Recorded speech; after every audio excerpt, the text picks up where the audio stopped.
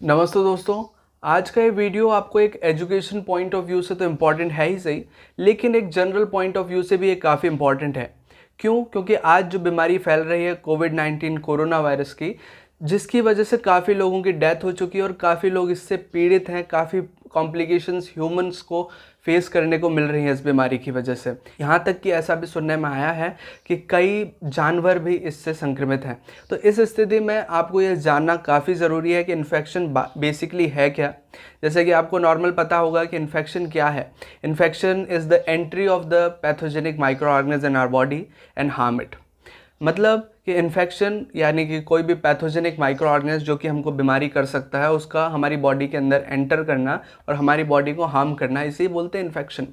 लेकिन ये इन्फेक्शन को हमको समझना है आज होस्ट पैथोजेनिक इंटरेक्शन से, या जो आज मेन टॉपिक है जिसको हम डिस्कस करेंगे वो है होस्ट पैथोजन इंटरेक्शन। इसको हम एक कॉमन एग्जाम्पल से रिलेट करके समझेंगे ताकि ये समझना भी आसान होगा कि क्या है होस्ट पैथोजन इंटरेक्शन। तो ये जो एग्जाम्पल है वो मैं यहाँ यूज़ कर रहा हूँ वो है कोविड-19, कि कैसे वो ह्यूमन को इफ़ेक्ट करता है कोविड-19 और कैसे लोग संक्रमित होते हैं कोविड-19 से। तो स्टार्ट करते हैं। इन्फेक्शन, जैसा कि आपको पता है, इन्फेक्शन के सोर्सेज क्या हो सकते हैं, यानी कि कहाँ कहाँ से इन्फेक्शन आ सकता है। उससे पहले आप ये जान लीजिए इन्फेक्शन करता कौन है। ये सारे पैथोजेंस, यानी कि पैथोजेंस कोई भी हो सकता है, चाहे वो बैक्टीरिया हो, चाहे वो फंजाई हो, चाहे वायरस हो, चाहे कई तरह के पैरासाइट्स हो। अलग अलग तरह के जो भी माइक्रो ऑर्गेनिज्म हैं जो कि हमको हार्म पहुंचा रहे हैं, वो इन्फेक्शस एजेंट्स हैं। ठीक है। अब सोर्सेज क्या है, कहाँ कहाँ से इन्फेक्शन आ सकता है। इन्फेक्शन आपको किसी इन्फेक्टेड पर्सन से आ सकता है, जैसा कि आज कॉमनली देखा जा रहा है कि कोई भी इन्फेक्टेड पर्सन कोविड-19 का वो इन्फेक्शन फैला सकता है दूसरे व्यक्ति को जो कि नॉर्मली प्रेजेंट है। तो एक कॉज तो ये हो गया। दूसरा कि हम जो कंटामिनेटेड वाटर है, मतलब जिसके अंदर माइक्रो ऑर्गेनिज्म हैं, जो पैथोजेंस हैं पानी के अंदर, वो या तो पी लें तो भी हमको हो सकता है। कंटामिनेटेड फूड खा लें तो भी हमको इन्फेक्शन हो सकता है। अलग अलग तरह के पैरासाइट्स हमको इन्फेक्ट कर सकते हैं। जैसे मस्कीटो ने अगर हमें बाइट कर लिया तो हमको मलेरिया हो सकता है। दूसरे किसी मस्कीटो ने बाइट किया तो हमें डेंगू हो सकता है। किसी सैंड फ्लाई ने बाइट किया तो हमें काला अज़र जैसी बीमारियां फेस करनी पड़ सकती है। यानी कि अलग अलग माइक्रो ऑर्गेनिज्म का अलग अलग इन्फेक्शंस काम होता है, वो अलग अलग तरीके से हमको हार्म करते हैं। अब बात आती है कि ये होस्ट पैथोजन इंटरेक्शन जो मैं बात कर रहा हूँ कोविड-19 वाला, वो कैसे होता है। देखिए यहाँ पर होस्ट पैथोजन इंटरेक्शन यानी कि होस्ट यानी कि हम, या फिर कोई भी ऑर्गेनिज्म जिसके अंदर वो माइक्रो ऑर्गेनिज्म इफेक्ट करने वाला है, और जो पैथोजन जो माइक्रो ऑर्गेनिज्म है जो कि इन्फेक्ट कर रहा है। तीन स्टेप के अंदर इन्फेक्शन होता है। क्या है वो तीन स्टेप? जो पहली स्टेप है वो क्या है, प्री पेनिट्रेशन स्टेज, यानी कि जो माइक्रो ऑर्गेनिज्म है हमारे अंदर एंटर अभी नहीं हुआ है, वो अभी बाहर है हमारे सराउंडिंग्स में। जैसे पानी में हो सकता है, हवा में हो सकता है, या आपके सामने हो सकता है, आपके अंदर एंटर नहीं किया है। सेकेंड स्टेप होती है पेनिट्रेशन स्टेज, यानी कि हमको वो पेनिट्रेट करके हमारे बॉडी के अंदर पहुंच चुका है। थर्ड स्टेप होती है पोस्ट पेनिट्रेशन स्टेज। इसके अंदर क्या होता है, इसको ही बोलते हैं इन्फेक्शन, यानी कि इन्फेक्शन हो जाना जिसके अंदर हमारी बॉडी को हार्म होने लगता है उस माइक्रो ऑर्गेनिज्म की वजह से। और बहुत सारी ऐसे इन्फेक्शंस होते हैं जो कि हमारे लिए बहुत एडवर्स होते हैं, लाइफ थ्रेटनिंग होते हैं। तो अब स्टार्ट करते हैं फर्स्ट स्टेप से। पहली तो प्री पेनिट्रेशन स्टेज क्या है, यहाँ पर होस्ट और पैथोजन कैसे इंटरेक्ट करेंगे। ये मेनली स्टेज है पैथोजेंस के लिए। यहाँ पर जो पैथोजेंस है, जो माइक्रो ऑर्गेनिज्म हैं, जैसे बैक्टीरिया हो गया, फंजाई हो गया, वायरसेस हो गया, तो यहाँ पर हम एक कोविड-19 का एग्जांपल ले रहे हैं तो यहाँ पर उससे ही रिलेट करके समझेंगे। तो जो वायरस है वो अभी एटमॉस्फेयर में प्रेजेंट है।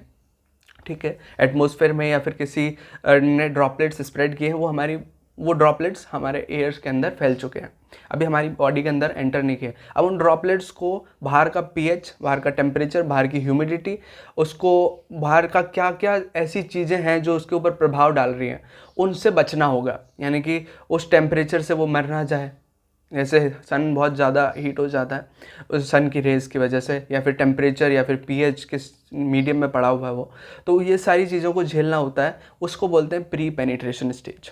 अगर वो वायरस या कोई भी माइक्रो ऑर्गेनिज्म इस स्टेज को पार कर जाता है तो आती है पेनिट्रेशन स्टेज। पेनिट्रेशन स्टेज क्या होती है, ये एक स्टेज है जिसके अंदर माइक्रो ऑर्गेनिज्म एंटर कर जाता है हमारी बॉडी के अंदर। अब ये स्टेज को करने से पहले भी तीन शर्तें हैं। पहली क्या, कि माइक्रो ऑर्गेनिज्म इतना काबिल होना चाहिए कि वो हमारी बॉडी के अंदर जाते जाते मरे ना। सर्वाइव करे। दूसरी चीज़, उसके साथ सारी फैमिलियर कंडीशंस होनी चाहिए जो कि उसको अंदर जाने में हेल्प करेगी। तीसरी चीज़, जो हमारी जो होस्ट होता है उसकी ससेप्टिबिलिटी, कि होस्ट कैसा है, उसको अंदर आने दे रहा है या नहीं आने दे रहा है, या फिर होस्ट उससे लड़ने के लिए काबिल है या नहीं है। तो ये सारी 3 चीज़ें मैटर करती है होस्ट का पेनिट्रेशन। अगर ये तीनों चीज़ें पैथोजन को अवेलेबल हो जाती है तो पैथोजन क्या है, एंटर कर जाता है हमारी बॉडी के अंदर। अब कोविड-19 के केस में क्या होता है, ये पैथोजन हमारे लंग्स में, हमारे जो विंड पाइप है, मतलब जो ट्रैकिया है, लंग्स तक पहुंच जाता है।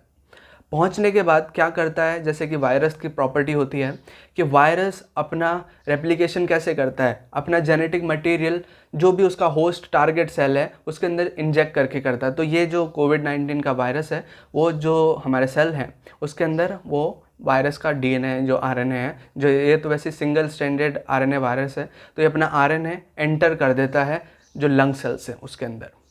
इसको आप रिलेट कर सकते हैं अलग अलग पैथोजेंस, अलग अलग माइक्रो ऑर्गेनिज्म के केस से। या मैं एक स्पेशल केस ले रहा हूँ कोविड-19 का। तो एंटर करने के बाद थर्ड स्टेप आती है जिसको बोलते हैं पोस्ट पेनिट्रेशन स्टेज, यानी कि पेनिट्रेट कर गया, अब सेल के अंदर घुस चुका है।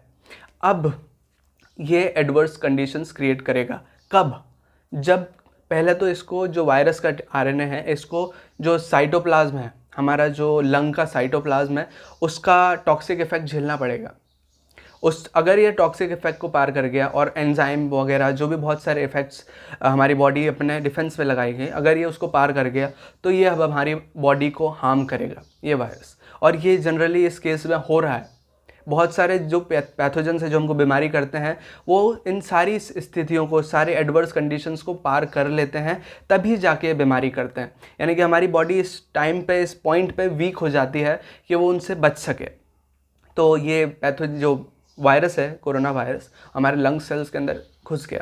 अब वायरस की क्या प्रॉपर्टी होती है कि वो लंग सेल्स या कोई भी उसका होस्ट सेल है, वहाँ जा कर के उसका जो जेनेटिक मटेरियल है, जैसे हमारे लंग सेल का जो जेनेटिक मटेरियल है, उसको किल कर देगा। और उसको किल करने के बाद अब लंग सेल को टारगेट बोलेगा कि आप और लंग्स और हमारे जैसे वायरस पार्टिकल्स बनाओ।